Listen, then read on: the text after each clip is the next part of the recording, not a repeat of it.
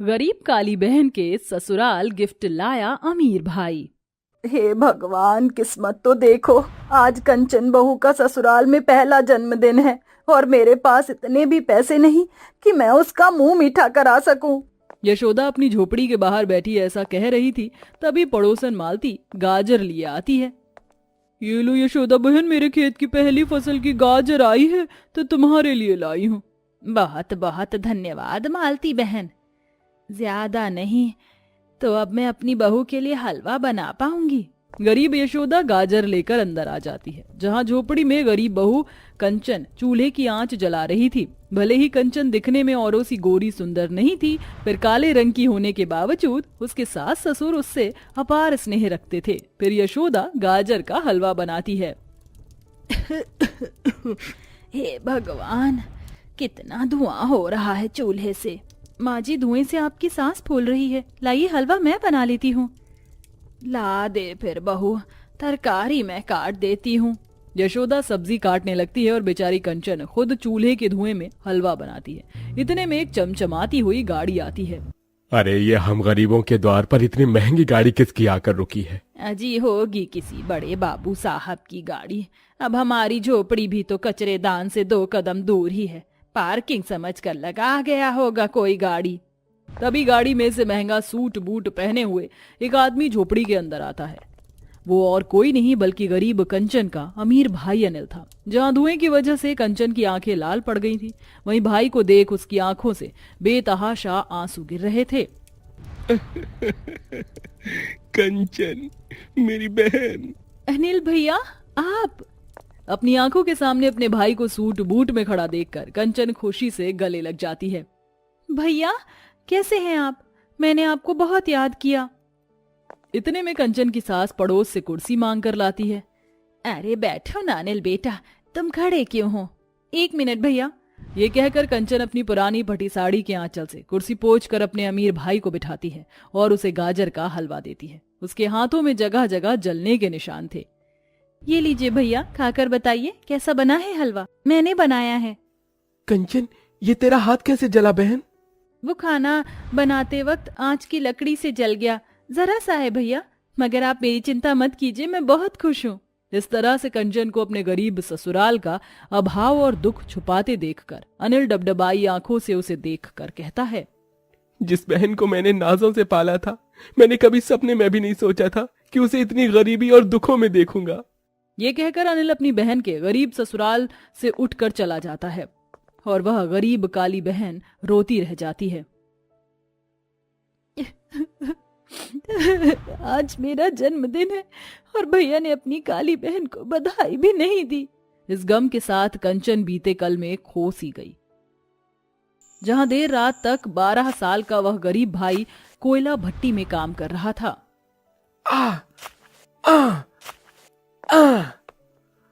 अरे अनिल, तू अभी तक घर नहीं गया? सारे मजदूर चले गए। आज मुझे ज्यादा पैसे चाहिए सेठ जी, इसलिए ज्यादा काम कर रहा हूँ, क्योंकि कल मेरी बहन का जन्मदिन है और मुझे उसके लिए तोहफा खरीदना है। दिन भर काम करके अनिल का चेहरा मुरझाया हुआ था। सेठ ने उसके सर पर हाथ फेरकर छलकते हुए आंसुओं से कहा, अनिल, भगवान तो जैसा भाई हर बहन को दे, चल कुछ खा ले। सेठ जी, मेरी बहन घर पर मेरा इंतजार कर रही होगी, मुझे घर जाना है। ये ले तेरे पैसे। सेठ अनिल को 500 रुपए देता है और घर आकर अनिल देखता है कि धीमी लालटेन में काली सी कंचन पढ़ाई कर रही थी। भैया आप आ गए, मुझे बहुत भूख लगी है। बस अभी खाना बनाता हूँ। अनिल खाना बनाने के लिए जैसे ही प्याज काटने लगता है तो कंचन की आंखों में आंसू आ जाते हैं। आह भैया, प्याज आंखों में लग रहा है। अनिल सारा प्याज बाहर फेंक देता है। भैया आपने प्याज क्यों फेंक दिया? क्योंकि मैं तेरी आंखों में आंसू नहीं देख सकता। अगले दिन अनिल कंचन के लिए केक लेके आता है और अपने हाथों से उसकी चोटी बनाकर उसे तैयार करता है। काली कंचन रोते हुए कहती है, भैया कोई भी मेरे बर्थडे में नहीं आया, फिर मुझे ढेर सारे गिफ्ट कौन देगा? तेरा भाई तेरे लिए गिफ्ट लाकर देगा बहन, रो मत, चल केक काट। अनिल बहुत ही छोटा था जब उसके माँ बाप नन्ही सी कंचन को उसकी गोद में देकर गुजर गए थे। अनिल की अपनी काली बहन में जान बसती थी।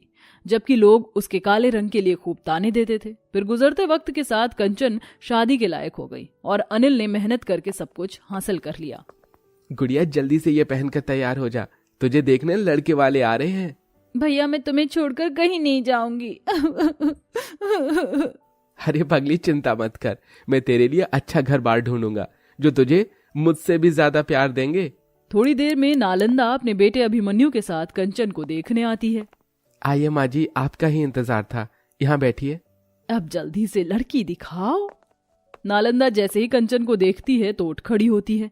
कितनी काली लड़की है, छी छी छी छी छी। कहाँ मेरा दूध सा गोरा बेटा और कहाँ ये कोयला खादान। हमें नहीं करना यहाँ रिश्ता, चल अभिमन्यु। माँ जी मेरी कंचन को मत ठुकराइए, लाखों में एक है मेरी बहन। वो तो दिख रहा है, चलो माँ। कालेपन के चलते ठुकराए जाने से कंचन का दिल टूट जाता है। वो अपने भाई से अपने आंसू छिपाते हुए एक पार्क में आकर बहुत रोती है। क्यों भगवान, क्यों बनाया मुझे इतना बदसूरत तूने। मेरे देवता समान भाई को मेरी वजह से कितनी शर्मिंदगी उठानी पड़ी आज। तभी कंचन को रोता देख झाड़ू लगा रहा गरीब गोविंद वहां आता है।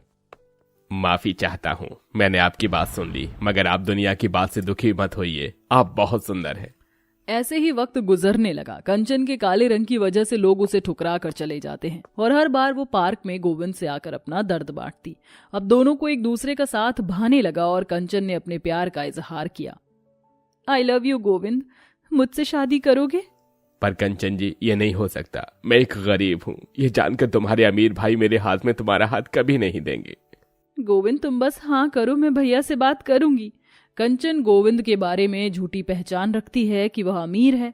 अनिल शादी के लिए मान जाता है और बड़े धूमधाम से बहन की विदाई करता है। कंचन अपने भाई के गले लगकर आंसुओं से कहती है, मुझे माफ कर देना भैया, मगर तुम्हारी अभागी काली बहन ने एक गरीब को जीवन साथी चुना है। कंचन अपने अमीर भाई का महलों सा घर छोड़कर अपने गरीब ससुराल आ गई, जो कि कचरेदान के पास बनी एक टूटी फूटी झोपड़ी थी, जहां गरीबी में उस काली बहन का दिन कठिनाई से बीतने लगा। अगले दिन कंचन अपनी झोपड़ी के ससुराल के बाहर झाड़ू लगा रही होती है। तभी सामान और फर्नीचर से भरा एक बड़ा ट्रक वहां आया। तभी गाड़ी में से अनिल उतरकर कहता है, ये सारा सामान अंदर ले चलिए। मजदूर फर्नीचर अंदर लाने लगे, जिसमें बेड, फ्रिज, सोफा सब कुछ था।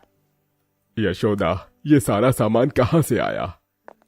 ये इस भाई की तरफ से उसकी बहन और उसके ससुराल वालों के लिए छोटा सा उपहार है बाबूजी, इसे स्वीकार कर लीजिए। तभी कंचन ने इनकार भरे स्वर से अपने अमीर भाई की ओर देखकर कहा, नहीं भैया, मैं ये गिफ्ट नहीं ले सकती, वरना गोविंद जी का बहुत मन दुखेगा। यकीन मानिए भैया, इस घर की बहू बनकर आपकी ये काली बहन बहुत सुखी है। सास ससुर के रूप में मुझे माँ बाप मिले हैं और गोविंद मेरे लिए दिन रात मेहनत करते हैं। आप बैठिए। बैठो बेटा, मैं बस अभी आई। कंचन की सास हलवाई के दुकान से मिठाई, कचौड़ी, समोसे लाकर उसे नाश्ता कराती है। तभी गोविंद हाथों में झाड़ू लिए घर आता है और अनिल को हाथ जोड़कर पांव छूकर प्रणाम करता है। प्रणाम अनिल भैया, बहुत अच्छा लगा आपको देखकर।